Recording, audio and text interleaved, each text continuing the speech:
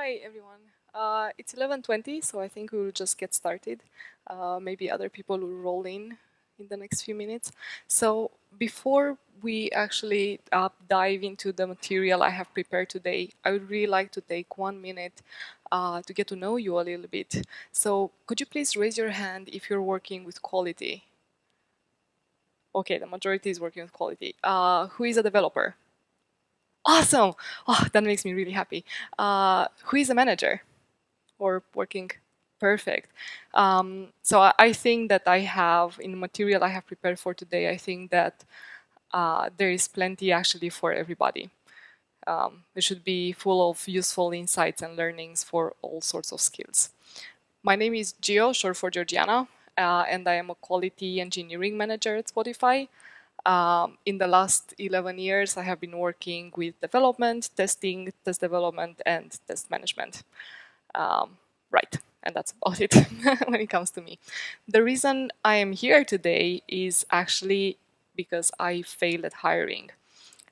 When I started working for Spotify a little bit over a year ago, one of the first tasks that I had to do was hire some quality engineers, and I specifically failed on what we would call QAs.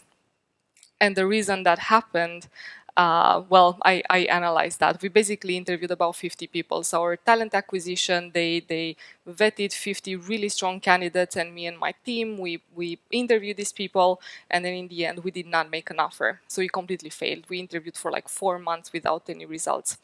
And of course, I was reflecting on this, like, what is happening? I know that we're getting good candidates, but somehow we can't make an offer to anybody. So I was trying to find a common denominator. Is there some sort of set of skills that these people are lacking or are not showing during the interviewing process that is convincing me that we are actually hiring quality elite? And after reflecting and discussing with my team about what we have seen in the interviews, we realized that what we were mostly missing in the quality people we interviewed were people skills. So my thesis for today is that quality roles are holistic roles that demand people expertise. And I'm going to spend the next 40 minutes arguing why these skills are needed in quality roles and describing a couple of these skills that I would absolutely like to see. And how we're going to do this is, I split this in 3 parts. First, we're going to set the stage. We're going to look into an overview of quality, what influences people in their everyday work, and the view of the industry. And then I want to take a deep dive into team dynamics. It is an easy tool for us to understand how spending time between 8 to 10 hours per day with a group of people is going to influence quality in the end, and how we can use what we know about group dynamics to prevent that. And then I'm going to run through how I see that we should focus on certain things depending on the stage of a team, and what are the skills, the people skills that I would really like to see in quality roles that I would have liked to see in order to hire all those people that I was interviewing that were really quite capable from a technical perspective. So if we look at the stage first of all, what influences quality? Quality is an attribute of product, right? It's an attribute of an act of creation. And there are 3 main pillars that I like to think about when it comes to quality, and we're going to go into what these 3 pillars are. But first of all, we create in an environment, and that environment is our organization. And our organization has a way of working, and there is a culture. So it's going to be very different if we are creating something in an environment where we have clearly pre-established processes and all the creation happens in sort of the same manner, unlike having a distributed environment where we have autonomy among the squads, like we have squads in Spotify, these delivery teams, right? And it's different if we are doing something in an environment where innovation is encouraged and people feel empowered to make mistakes, unlike a culture where basically you can get shamed for making any kind of tiny mistake and saying a silly thing. So on this foundation, which can mean a lot, basically, for the result of this attribute of quality, the result of the creation act, the first thing that influences us is the product. The product complexity is going to say quite a lot about the quality in the end. It's easier to work with a simpler product than it is with a much more complex one that has like a hardware part and it has software parts and it interacts in several ways with the users and has different types of output. It really matters. The more complex it gets, the harder it gets to actually have control over what our quality looks like. The second pillar is the processes. If you work in an environment where you have to work, I don't know, let's say waterfall. I mean, it's rare nowadays, but this still happens. It's going to be very different if you actually work Kanban and you're in a team that is used working in that manner. And then the third aspect is people, basically the creators. If you think about how writing code feels like, if you're having a really, really bad day, you had a fight with someone in the morning, for example, maybe that day is not going to be super great and you're not going to write the most awesome code that you could have thought of during the day. And that is going to matter. In the end, is going to be code that will be added to the big product and is going to affect quality. And, you know, mostly when we have such speeches, we talk about the product and we talk about the processes, we talk about testing. But today I want to focus on people. Today is about the creators. This is about how do we work, if we have a quality focus, how do we work with people and with the great variable that people introduce to the act of creation. So if we're going to talk about people, we have, of course, talk about what influences people in their everyday work. And this is, I like to think of this on 3 levels. First is the organization. It is what I said earlier about the organization. Do I feel safe? Is this a psychologically safe environment? Do I feel like I belong? Is it, I don't know, is it okay for me to make mistakes? Is it not? Am I empowered to create? Do I have the bandwidth to experiment with new technologies? It matters. It impacts me, how I actually create during the day. The second plane, that's the team, is the closer environment. As I was saying, we spend maybe 8 to 10 hours per day with maybe a group of I don't know, 8 to 10 people. And it really matters how I feel in this group of 8 to 10 people, how they behave towards me and how we cooperate together and what we do together in this act of creation. And then the third plane, this is the personal layer, and this is not something that we're going to dive in today. But I was giving earlier the example of having a fight in the morning and not feeling so great for the rest of the day. That's a personal factor, right? Before we dive more into the team, I would like to have just an overview over this organization aspect that I was talking about.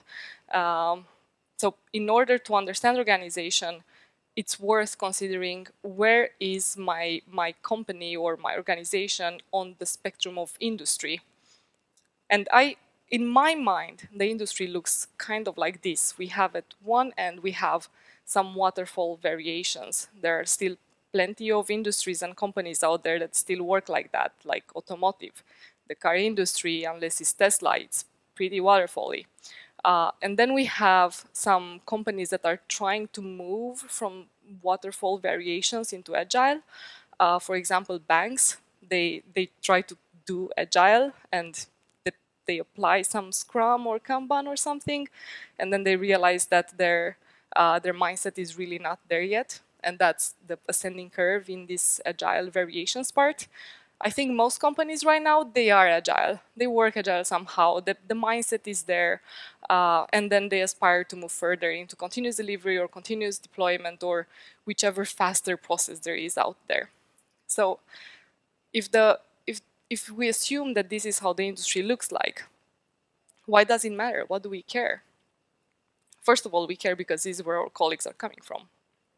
If I'm taking this bit and I'm moving it back to the team, if you are in a team, let's say that your organization is somewhere in the agile spectrum, And you have colleagues that are used with working more heavily with processes, and they're joining your team. They're basically going to have a little bit of a shock when they see the freedom with which, I don't know, maybe you don't document things and you don't have requirements, and they're used with having 1,000 requirements for the product, is going to matter, right? It's going to result in some sort of friction with that person. There's going to be some time wasted in discussions on how are we actually going to solve this.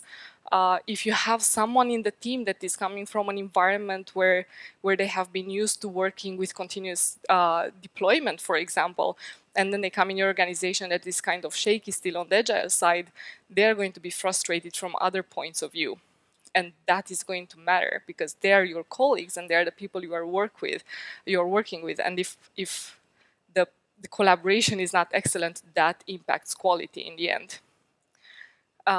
Another reason why this spectrum is really relevant is because basically the change in processes has been founded on the idea that we increase collaboration, we reduce frictions and waste, and we move fast. Everything that we're doing is an increase in speed based on collaboration, which puts other demands on us that are related to how fast we can actually implement this change in an organization. The more continuous deployment an organization is, the easier it's going to be for you to bottom-up propose changes and implement those. So now we have looked into this environment, this stage, quality is holistic, is sensitive to a lot of factors, and we have to be sensitive enough to understand that just finding the right processes, whatever the right processes could be, or trying to define our product as strictly as possible is not going to solve the problem of quality and having really good quality. So let's have a look in the team dynamics, at the deep dive here. Has anybody heard of Tuchman before? Could you raise your hand if you heard of Tuchman? Okay, we will see if you heard of this.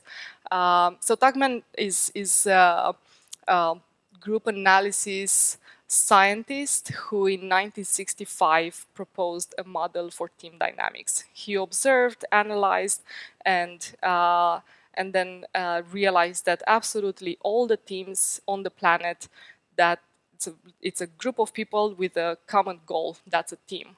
All of them go through the same psychological processes which result in a certain group behavior. Absolutely all of them. So he proposed this in 1965, and things didn't change since then, basically. Also in 1991, as a side note, he made his second research publication on procrastination stages. So that's also kind of interesting. And also his name is Bruce Wayne. I mean, how cool is that? Right. Yes, so the team stages that he talked about: forming, storming, norming, and performing. Who has heard of this before? Okay, so not everybody, cool. So basically, any team on the planet is going to start in forming. They're going to move to storming, hopefully. And then if things go well, move to norming, which might result in performing, usually doesn't. They go back to some storming and forming. And what do these mean? Well, forming is a stage in which I feel really uncertain. Let's say I join a team and I try to identify what my skills are in comparison to the others. And I'm kind of uncertain. I don't really know how much smarter other people are. I don't know if I actually have anything to give these people in the team. I'm also really afraid of saying something silly and not being accepted by the team. It is basically the fear of losing face. And it is exactly the term that Tuchman used as well. Did you ever feel that? Like you joined the team, and you know, when I joined Spotify, it felt like, oh my God, everybody is so smart, and what the hell am I doing here? And it takes a while before you calm down. Did you ever feel that? Like, yeah, okay, some of you did. Right. So this is the first thing that happens. We are not extremely performing during this time, are we? Because we are super preoccupied with just not being silly in front of these people that we really want to be accepted by. And then we have figured out our strengths, and we enter storming. And this is where the group figures out what are our strengths as a group, what are our weaknesses as a group. And when people figure out the strengths and weaknesses of others, it's a little bit of a power struggle. Like a way of recognizing this storming is, for example, you are in a meeting and kind of all the time you have the same three very dominant people talking in the meeting. Have you experienced that? Yeah, that's pretty common. Exactly. So that's not great, is it? You do not benefit from the intelligence of everybody in the group. The creation process is skewed, is dominated by the three people that really want to establish themselves in the group. And instead of having discussions that lead to everyone chipping in with the best idea and the best skills they have, we have three people that dominate the entire conversation. And then we have a bunch of other people that feel bad and they feel isolated and it doesn't feel right. So how can this team actually perform? How can they deliver like the best quality they can if they can't even work together in the most efficient way? Let's say that we pass storming and we reach norming. This is where we calm down. Okay, we accept that we have a bunch of people that are a little bit like more skilled in certain things. They're a little bit louder. Everyone gets to chip in, and here we start to create our norms, our rules on how we're going to work. It's really just setting the rules here, figuring out what we need, our micro constitution in our micro culture. How are we going to respect each other? And then let's say that we do all this and we reach performing, which is basically just harmony. Debates are great. People are really talking to each other. It's okay to make mistakes.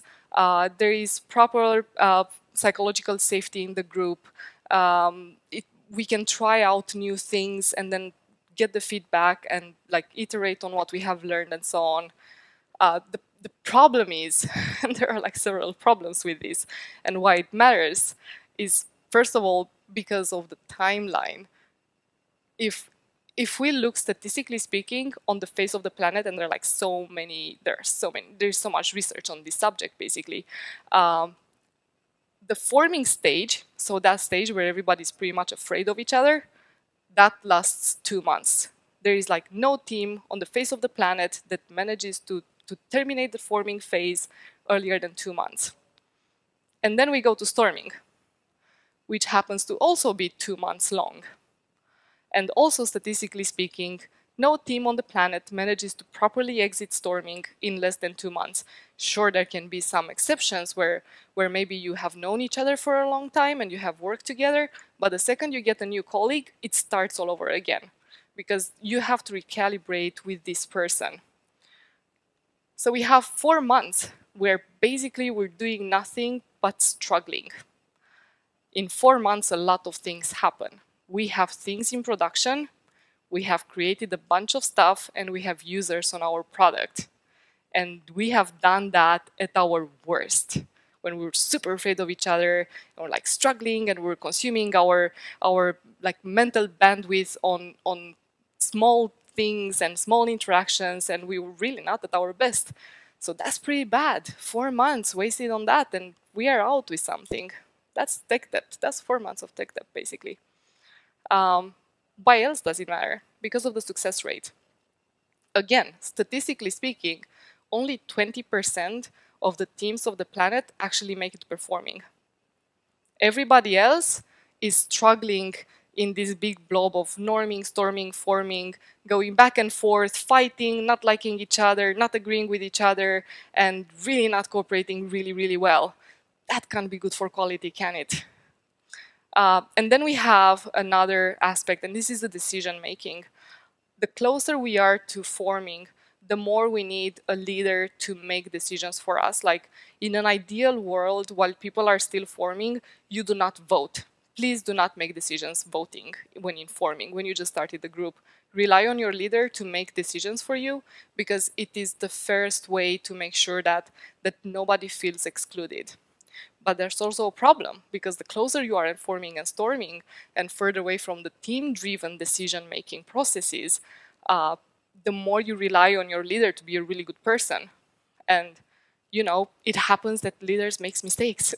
So if you rely on this person and they don't really know how to coach you towards better decision-making, they are a bottleneck.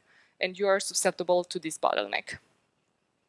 So now that we have gathered all this theoretical information, why does it matter to us in quality roles? Basically, because quality is visionary and you own that vision. We always say that, at least in Spotify, and I'm sure that is the same for your teams, that the entire team owns quality. And that is fair. The entire team owns quality and everybody should chip in with like test activities and support in that manner. But quality people have the ability to envision a world where quality is nearly utopian. It's exactly like a product owner, really. So you know exactly where you want to get, you have the skill, you have the experience, and then you know that getting there means that a lot of changes need to happen. You do something, you get the feedback, you improve, and you see what happens there, what that change you have made meant for the quality, and you make new changes. So it is a continuous change mechanism that hopefully leads towards this vision of quality. And you can't do that alone. You have to do it with the team. So you're the person that is supposed to help the team go through this demanding change process and keep their eye on this quality vision and not forget about it. It's really easy to get distracted. I mean, it happens super frequently that we kind of leave quality behind because we really want to seize a business opportunity and we don't want to miss some chance in that sense. But it is really the quality people's responsibility to make sure that the vision is articulated and people are aware of it. So now that I have established this, and I hope that you agree with me that the quality is visionary and owned by the quality people, and everybody owns quality, so they have to chip in, then how should you work? Where should you focus your efforts? And what are the skills that I really recommend to start growing? And this should also answer the question of why couldn't I hire people, and how would I have solved that, or what I would have liked to see when I was interviewing all those 50 people, right? So first of all, doing the right thing at the right time. Let's imagine that we are in a world where we are actually looking at where our team is. Is it forming, storming, norming, or performing? And if we have everyday work as a melange of 3 types of efforts, technology or product related, process related, and teamwork related, I think you should consider things to look a little bit like this. Focus a little bit more on processes and teamwork in the beginning of the lifetime of a team. And when things are actually a bit more settled between people and people are able to collaborate and to work well together, then invest your energy in technology. This is just, it's a proposal, right? It's not exactly perfect proportions. You can consider how you want to do this. But I think that it is worth being aware of the fact that in the beginning, when the team is dysfunctional, just wanting to do a lot of tech stuff or just establishing really fancy processes is not going to have really great results. It's not a proper return of investments of our efforts. And I wanted to see people, and I want to see people in quality roles that really challenge themselves on this. So if we are talking about this teamwork side, what are the skills that I would like to see or I think are important? Well, it's a bunch of them, but we're going to go through my top 3. First of all, we have a communication skill, and this is assertive communication. So you have to be able to clearly sell the vision of the quality that you have thought of, and you have to be able to establish yourself in the group and to be able to convince the group and inspire the group to help out with the test activities that would meet the quality vision that you have. And it's a really demanding kind of process because you have to remind people all the time, this is where we want to be, this is our future perfect, let's not forget about future perfect. Like I said, it's easy to deviate. So repeating the same thing, and doing it in such a manner that is not nagging but inspirational, that is assertive communication. And I can give you an example. an assertive communicator, and that's myself. When I was a test manager in the automotive industry, and I know I could have chosen a car here, but I really like concrete trucks. So I hope you relate concrete trucks to automotive industry.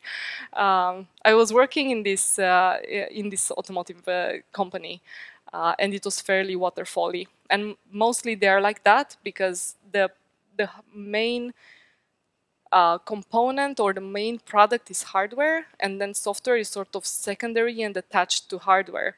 So hardware gets created and then or gets developed, and then whatever process was that done by, that's how software is also done. So software ends up being done in a pretty waterfally manner. And when I was working here, I realized that I was in this really, really big project, and I realized that we are in trouble. We're not going to deliver on this project. This is really big. It has a lot of actors involved in this whole thing, and we are not working in the smartest way because the test team, being all kind of waterfally, was at the end of the chain and sort of kind of forgotten sometimes. So I spent, I think, 1 year approximately of just trying to make a business case for the functional owners, people that were either writing the requirements or writing the functions, to do paired testing in the vehicle with the test team like all the time. And that was really hard. For them, it was just really weird to even be in the vehicle, even though the product was there in the vehicle and we had the vehicles right there.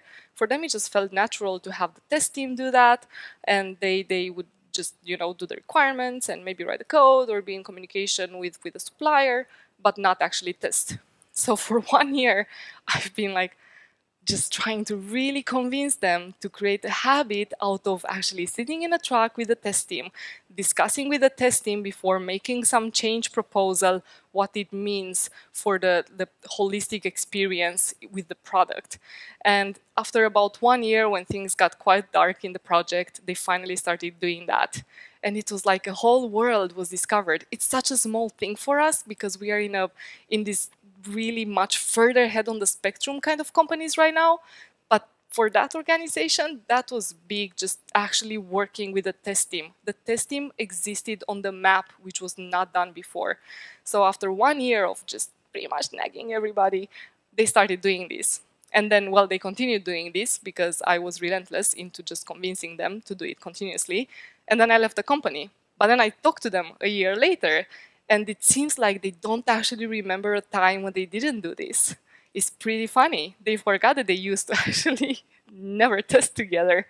And I would say that that's the result of assertive communication. It was the effort of 1 year of keeping my eyes on the goal and really making clear what are the steps that we need to take to achieve that goal.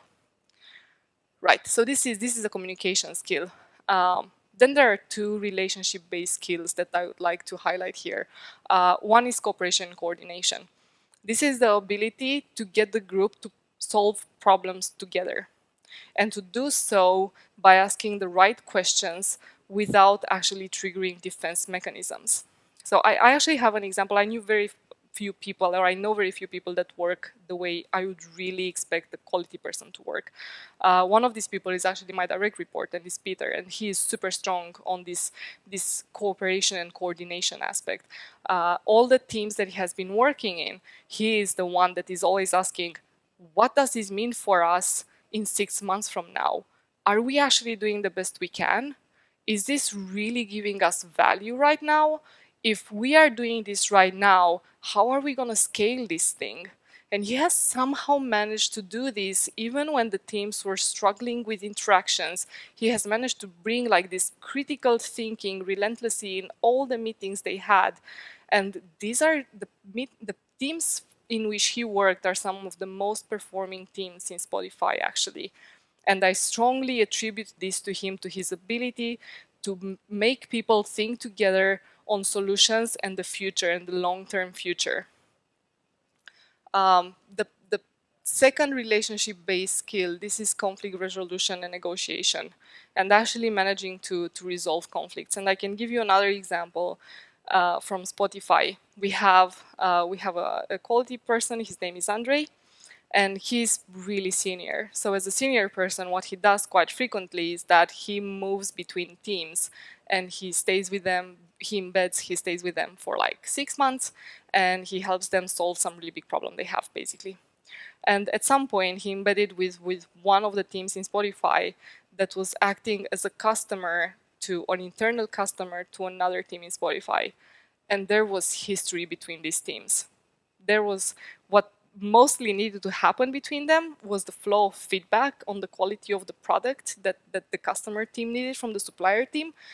And the relationships have gotten so bad over time that the customer team was unable to actually communicate feedback, and basically they just kind of complained among themselves about what a poor job this other team is doing.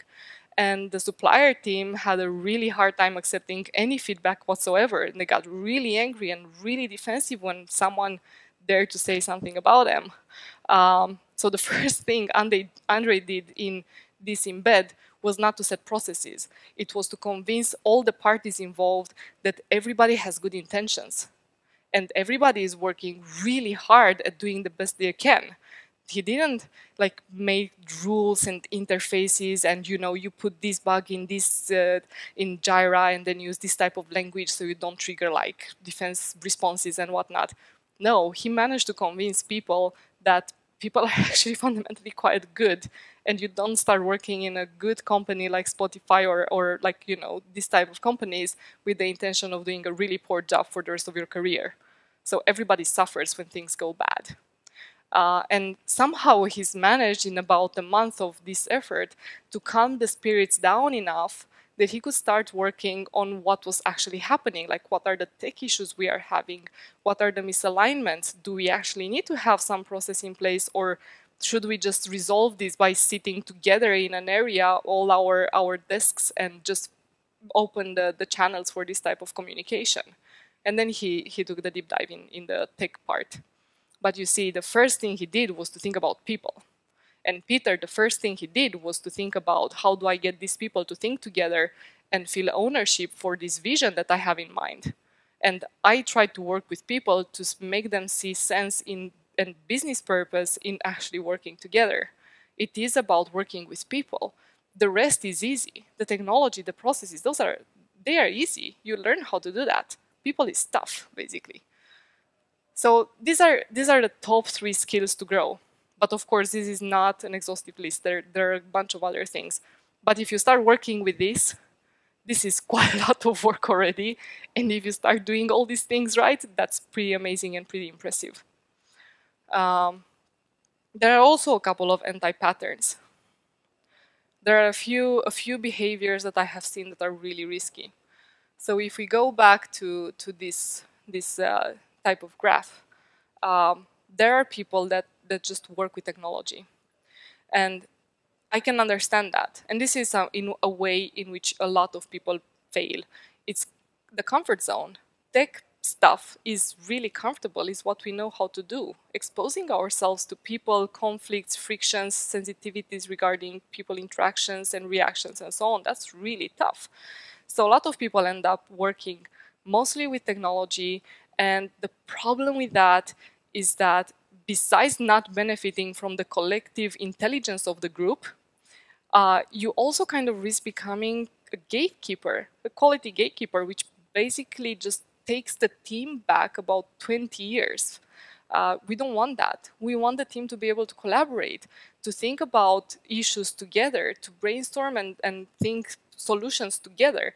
And if the quality roles are stuck on just the testing side, then of course nobody's going to want to help out with that. Then we have this other pattern. I call it the philosopher. This is the most trendy thing I have seen lately. You know, this quality coach thing? I think it's a really great term. I think it's a great concept. It's basically what I'm advertising for here. But some people are abusing the term and they're getting really slacky on the test side. And then they spend a lot of time talking about people and talking about processes and keeping it kind of fluffy and not actually delivering. And that's just being a philosopher. And this is not a world for philosophers. This is a world for people of action, of course. There is another problem with this model. The other problem is that there is no authority in not actually proving yourself an expert.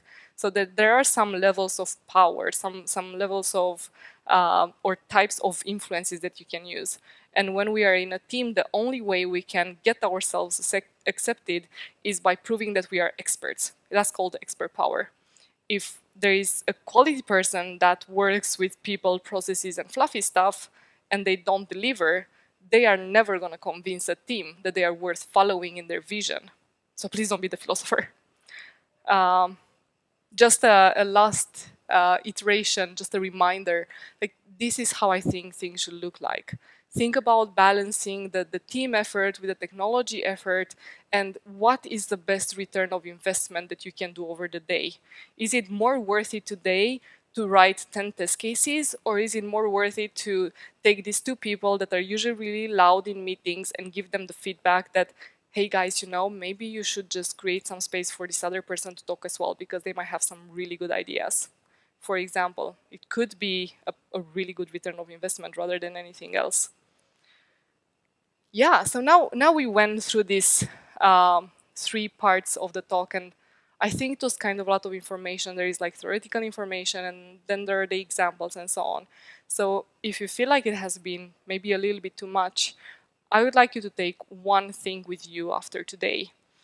It is this: quality roles carry the vision of quality and deliver on it by not only using technical excellence, but by accessing all the skills of an informal leader. This is what I want to see. I want to see people that love testing, that are really good at testing, because those are skills that take really good, a lot of work to grow and apply, but just those skills alone, without being a leader, are not sufficient anymore.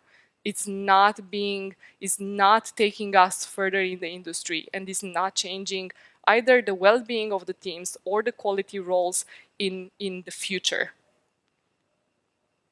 Thank you.